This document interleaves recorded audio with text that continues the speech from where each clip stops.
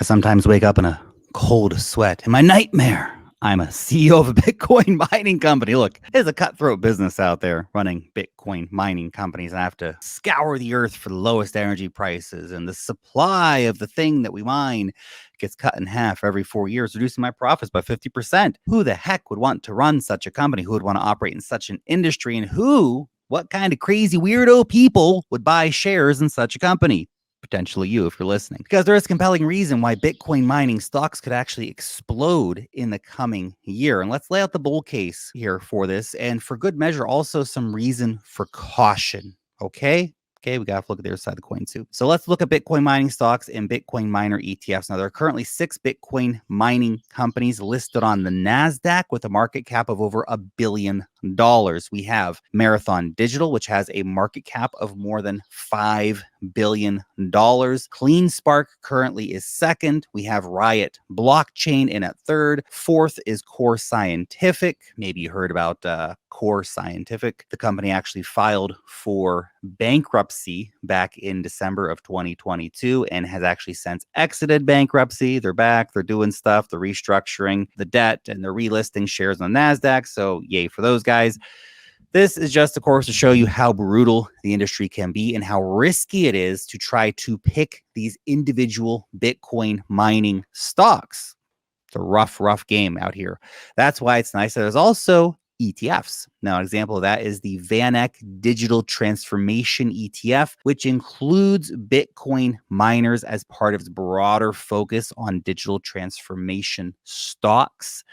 The most prominent ETF in this sector is the Valkyrie Bitcoin Miners ETF, which is WGMI. We are going to make it crypto native stuff, right? Here's the chart of WGMI. Since the major leg of the current bull market starting in October 2023, WGMI is in a clear uptrend, doing a 4x since the bear market bottom. Now, it's currently pushing up against major price resistance at the time we recorded this video, around $20 or so. But WGMI has only been around for a little over 2 years, and we want to zoom out a little bit here. So let's look at an individual Bitcoin mining stock. Again, as mentioned, Marathon Digital is currently the largest Bitcoin miner. Now, how did it do in the previous crypto bull market? Well, here's the 2020 chart on a log scale. Now, that is an insane almost 10,000% gain, or a 100x gain from a Bitcoin halving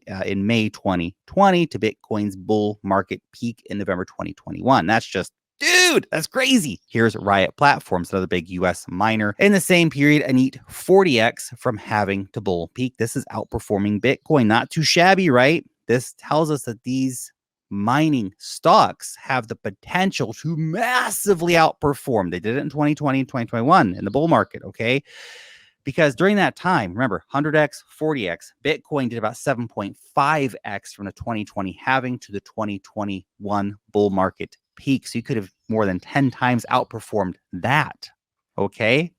Now, how is this possible? Why these Bitcoin miners perform so damn well? Before I tell you why Bitcoin miners can perform so wildly explosively in the bull market, just a quick note about our free Wealth Mastery newsletter. See, the Wealth Mastery newsletter report not only includes these kinds of topics related to, Bitcoin miners or Coinbase stock or portfolio management, but also a lot of money-making insights on airdrops, meme coins, altcoins, deep dives, NFTs, charts, technical analysis, much more. You can join our 125,000 plus weekly readers and sign up for free. Yes, I said free, using the link down below in the description. Now let's discuss the case for Bitcoin miners, why they are potentially interesting buys. Now, even though the market of Bitcoin mining is uncertain and fiercely competitive, there's also a good argument for investing in these shares. By the way, not financial advice. You guys have to make your own decisions. We're just talking about educational information here for you. I hope it's useful for you. Investing in these shares, especially around the start of a bull market, can be very, very interesting. Namely,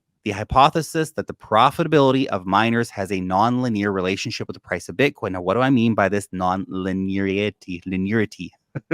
It means that the price of mining stocks doesn't move so much until a certain BTC price, and then the mining stocks absolutely explode. It's the price zone of BTC where the miners who have survived the the bear market are for a short while kings and an extremely profitable market.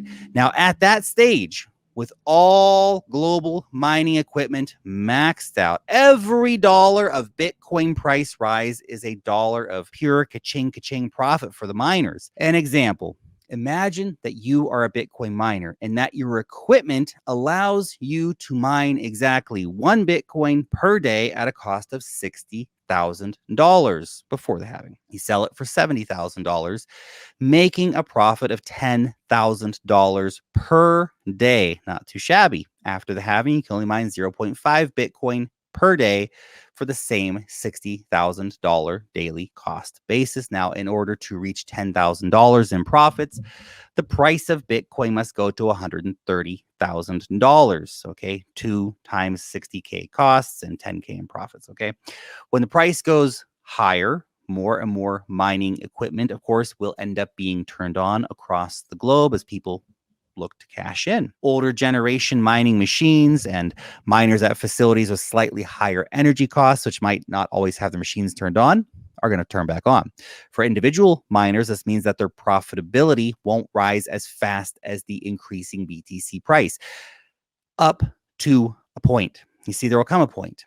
Let's say if BTC rises above 200K, where everybody on Earth and their mothers who have Bitcoin mining equipment, switched on moms, by the way, if they're mining Bitcoin, just shout out to switched on Bitcoin mining moms there. Hey, anyway, all those people will switched on, okay?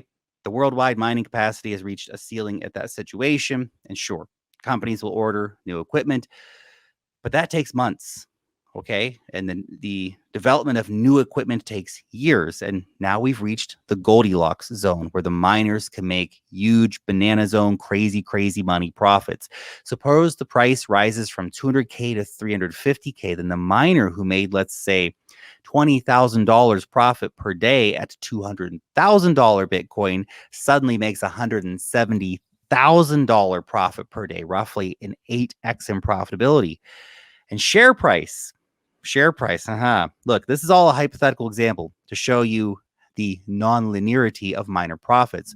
With a rising BTC price, okay, profitability only rises slowly until a certain point, after which profit margins absolutely explode. Hash rate reaches a ceiling, and every dollar of BTC price appreciation will be pure, sweet profit without extra costs for mining companies. Now let's talk about recent price of miners versus BTC. So how is this all actually playing out, and how has it played out in the past? Well, very interesting. Thanks for asking. This chart shows the price of WGMI miners ETF versus Bitcoin. Now, it is remarkable that miners have been lagging behind BTC for the past 2 quarters. Apparently, the market hasn't made up its mind if the bull run will really kick off and really make the scenario that I just discussed come true. It leaves a lot of room for upside for miner stocks if the explosiveness of the BTC price plays out as we think it might. Now let's look at the price of a miner in the previous halving cycle. This is the chart, again, of Marathon Digital from November 2019 to November 2020. The yellow line is the BTC price. You can see that only in November of 2020, 5 months post-halving, that the company actually started outperforming BTC. It was when the bull market kicked off in earnest.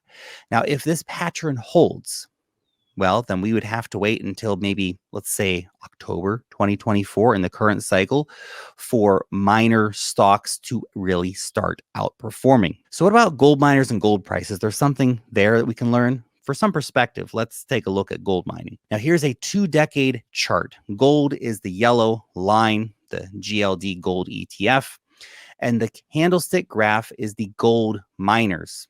Now, an industry average called the gold bug index is being used here. Now, it's remarkable that the gold miners have not been a leveraged play on the gold price. Well, gold has actually gone up 400% since the gold ETF launched in 2004, maybe even more by now. The miners basically have gone nowhere. Some of them providing dividends, that's nice, but generally speaking, meh. This sends a clear warning sign to buyers, of course, of Bitcoin miners. There is no guarantee that a miner is going to outperform the commodity that it mines. Okay. It has in the past, but it won't necessarily always do that. But why have gold miners performed so poorly? Well, a few reasons that the industry leaders have come up with are firstly, share dilution. You see, in order to fund new mining operations, gold miners, they issue out new shares, and thus they dilute the earnings per share ratio.